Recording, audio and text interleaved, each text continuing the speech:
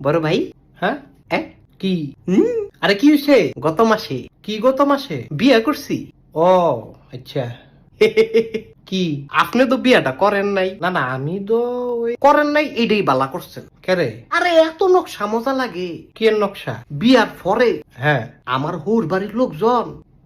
আমারও ছাড়া কিছু বুঝে না ও আচ্ছা জামাইডারে ভাইয়া